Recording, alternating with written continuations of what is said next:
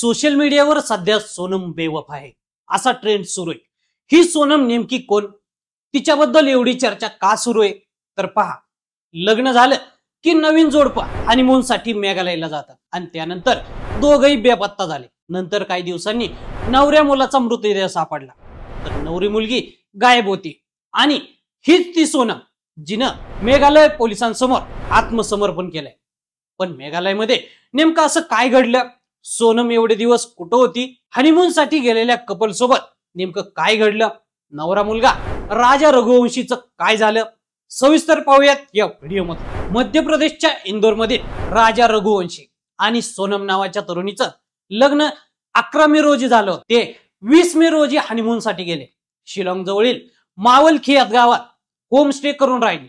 23 मे रोजी सकाळी त्यांनी चेकआउट केलं, पण 24 मे रोजी सोहरीम जवळील त्यांनी भाड्यानं घेतलेली स्कूटर बेवारस अवस्थेत आढळली। 2 जून रोजी जे घडलं ते अत्यंत भयानक होतं। वेई साडोंग धबधब्याजवळ एका खोलदरीत राजा रघुवंशीचा मृतदेह आढळला। हातावरील टॅटूनं त्याची ओळख पटली। मेघालय पोलिसांनी हत्येचा गुन्हा दाखल केला। या प्रकरणी SIT स्थापन करण्यात आली, मात्र सोहम अजूनही बेपत्ताच होती। राजाचं कुटुंब CBI चौकशीची मागणी करत होतं। स्कूटी जिथं सापडली होती त्याच्यापासून 25 किलोमीटर अंतरावर राजाचा मृतदेह आढळला। राजाचं अपहरण करून हत्या करण्यात आली। सोनमचंही अपहरण झालं असावं अशी शंका व्यक्त केली जात होती। राजाची सोन्याची साखळी, हिऱ्याची अंगठी, ब्रेसलेट आणि पाकिट गायब झालं होतं, त्यामुळं चोरीसाठी त्याची हत्या करण्यात आल्याचा संशय सगळीकडून व्यक्त केला जात होता। इंदोरमध्ये राजावर अंत्यसंस्कार पार पडले। सोनमला शोधण्यासाठी NDRF, SDRF यांच्या मदतीनं शोध मोहीम सुरू होती। तर राजाचा मोबाईल आणि हत्येत वापरलेलं शस्त्र पोलिसांनी जप्त केलं होतं। पण या बहुचर्चित प्रकरणात जे सत्य बाहेर आलं त्यानं सर्वांना धक्का बसला। सोनम रघुवंशीला गाजीपूर येथून अटक करण्यात आली। तिच्यासोबत आणखी 3 जणांना ताब्यात घेण्यात आले। सोनमनं उत्तर प्रदेशातील गाजीपूर येथे एका ढाब्यावर आत्मसमर्पण केलं। या प्रकरणात आणखी काही आरोपी असण्याची शक्यता असून पोलीस कसून तपास करत आहेत। पोलीस अधिकाऱ्यांच्या मते पत्नी सोनम रघुवंशी यांनी पती राजा रघुवंशी यांना मारण्यासाठी मारेकऱ्यांना कामावर ठेवलं होतं। हनीमूनच्या वेळी तिनं हे कारस्थान रचलं होतं।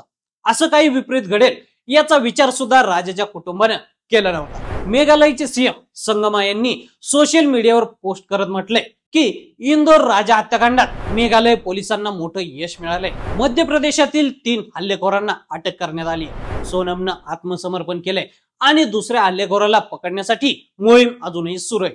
मेघालयचे DGPI डोंगराग यांनी सांगितले की इंदोर मधील व्यक्तीच्या हत्येप्रकरणी पत्नीसह 4 जणांना अटक करण्यात आली। सोनमला कोणतीही दुखापत झालेली नाही, ती पूर्णपणे ठीक आहे। सध्या पोलिसांनी तिला उत्तर प्रदेशातील गाजीपूर येथील वन स्टॉप सेंटर मध्ये ठेवलंय। घटनेनंतर सोनम रघुवंशीवर अनेक प्रश्नचिन्ह उपस्थित केले जात आहेत। सोनमनं नवऱ्याला रस्त्यातून का हटवलं? तिचं दुसऱ्या कोणावर प्रेम होतं का? राजा रघुवंशी याची हत्या कोणत्या कारणामुळे केली? पोलीस या सगळ्या प्रश्नांचा शोध घेत आहेत। तर मंडळी, या संपूर्ण प्रकरणाबद्दल तुम्हाला काय वाटतं? आम्हाला कमेंट करून नक्की सांगा आणि असे नवनवीन माहितीपूर्ण व्हिडिओ पाहण्यासाठी लेट्स अप मराठी फॉलो करा। सोशल मीडियाच्या भाऊ गर्दीत विश्वासार्हतेने चकाकणारे नाव म्हणजे लेट्स अप मराठी। सगळ्यांना, सगळ्या नागरिकांना ती स्पीच, लेट्स अप वरील मुलाखती म्हणजे विचारांचा खजिना। त्यानंतरच्या निवडणुकीमध्ये मला सोडून गेले। बातम्या केवळ वस्तुस्थिती सांगणाऱ्या, नो प्रोपोगंडा, फक्त जनतेचा अजेंडा। क्योंकि आने वाला कल जाने वाला है, जाने वाला कल आने वाला है। राजकारण, मनोरंजन असो की क्रीडा क्षेत्र, महाराष्ट्राची स्पंदने संवेदनशीलतेने टिपणारे माध्यम म्हणजे लेट्स अप मराठी। जगासोबत एक पाऊल पुढे राहण्यासाठी लेट्स अपचे ॲप, सोशल मीडिया आणि वेबसाईट सोबत कनेक्टेड रहा।